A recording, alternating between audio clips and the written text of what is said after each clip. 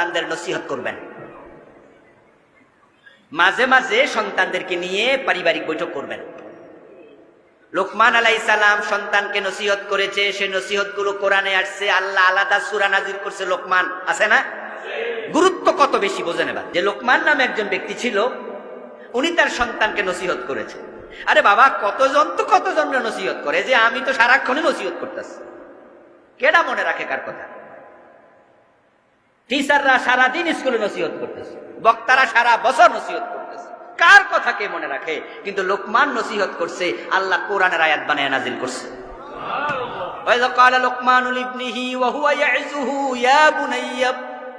আল্লাহ কত সুন্দর করে বলছে যে লোকমান তার সন্তানকে নসিহত করতেছে। এই কথাগুলো আল্লাহ বলে আমাদেরকে বুঝাচ্ছে, কাজটা তোমাদেরও করা উচিত। ওয়াযাক্কির ফাইন্না যিকরা তানফাউল মুমিনিন। নসিহত করেন, ঈমানদারের কাজে লাগবে, সন্তানদের উপকার হবে। সপ্তাহে একবার, না পারলে মাসে একবার। খাবার টেবিলে বসে ইউনিভার্সিটি পড়ো ছেলেটা, ইউনিভার্সিটি পড়ুয়া মেয়েটা, নিজের বউ, আরো যারা আছে পরিবারের সবাইকে নিয়ে বসে আল্লাহর উপর ভরসা করে যে ঠিক আছে, কোরআন তেলাওয়াতের মাধ্যমে আমরা আজকে প্রোগ্রাম শুরু করতে চাই, ঠিক আছে আজকে বড় ছেলে তুমি তেলাওয়াত করো, পরের মাসে মেয়েরা বলবেন তুমি তেলাওয়াত করো। এবার আপনি কিছু নসিহত করবেন, দ্বীনের বিষয়ে কিছু কথা বলবেন, তারপরে এবার পারিবারিক ভাবে একটু দোয়ার আয়োজন করবেন, যে ঠিক আছে আজকে আমার বউ অর্থাৎ সন্তানদের মা, তাকে বলবেন দোয়া তুমি করো, আমরা আমিন বলবো। একটা দ্বীনি মাহৌল তৈরি হবে। আর আপনি বাবা, আপনি মা হিসাবে, দায়িত্বশীল হিসাবে নসিহত করলে এই নসিহত গুলো সন্তানদের উপকারে আসবে। এজন্য এই ব্যবস্থা করবেন। আজকে এগুলো না থাকার কারণে দেখা যায় ছেলেরা বখাটে হয়ে যাচ্ছে। আপনার ইউনিভার্সিটি পড়ুয়া ছেলে আপনার অজান্তে সিগারেট টানে, আপনি হয়তো জানেন না, আপনি টের পেয়েছেন কোনোভাবে। ছেলের পকেটে কোনো একদিন আপনি কোনো কারণে গোসলে আপনার ঢুইকা দেখতে পেলেন যে ওয়াশরুমে তার জামা, ওখানে মেজবাতি অথবা সেখানে সিগারেট। তা আপনি সরাসরি তাকে সিগারেট খাও কেন এটা বলিবেন না, এটা বললে হিতে বিপরীত হতে পারে। বরং নসিহত করেন যে বাবা, আমার মা শোনো, তোমার বাবা কোনোদিন সিগারেট খায়নি, তোমরা আমার কলিজার টুকরা সন্তান, তোমাদের মুখে সিগারেট থাকবে এটা আমি কমপক্ষে পছন্দ করি না। যদি কোনোদিন দেখি বা শুনি খুব কষ্ট পাবো, ভবিষ্যতে এটা কইরো না কোনোদিন। হে যে খায় এটা কোয়া দরকার নাই, নসিহতের কারণে সংশোধন হয়ে যাবে। এইভাবে সন্তানদের যে দোষগুলো সামনে পড়বে ওদেরকে নসিহত করে সংশোধনের চেষ্টা করবেন।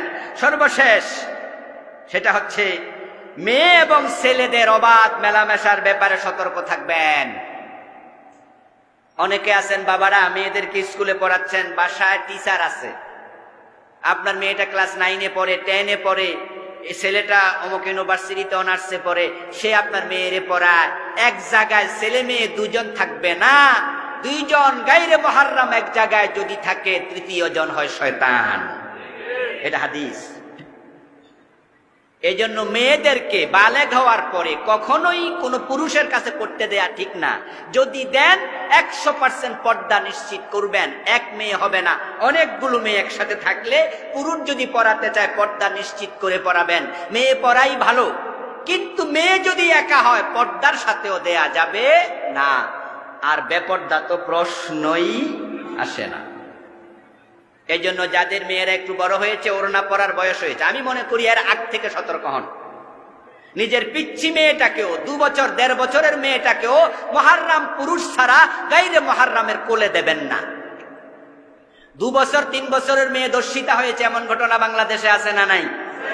হ্যাঁ, পত্রপত্রিকায় আপনারা দেখেছেন। এই জন্য আপনার পিচ্ছি মেয়েটা কোথায় যাচ্ছে, কার সাথে খেলছে, চোখের আড়ালে বেশিক্ষণ থাকতে দেবেন না। মেয়েদের ব্যাপারে সতর্ক থাকবেন। অবাধ মেলামেশা, যে স্কুলে আপনার একসাথে পড়ালেখা হয়, স্কুল কলেজে, ওখানে সহশিক্ষা যেখানে আছে, সন্তানদেরকেও প্রতিষ্ঠানে দেবেন না, সহশিক্ষায় দেবেন না। মেয়েদেরকে মেয়েদের স্কুলে দেবেন, মেয়েদের কলেজে দেবেন, মেয়েদের মাদ্রাসায় দেবেন, ছেলেদেরকে ছেলেদেরটা দেবেন, সহশিক্ষা দেবেন না। যদি বাধ্য হন, তাকে ইউনিভার্সিটি টিকেছে, সেখানে সহশিক্ষা, কিছু করার নাই। এমন জায়গা যদি দেন, তাহলে সন্তানের প্রতি তীক্ষ্ণ নজর রাখতে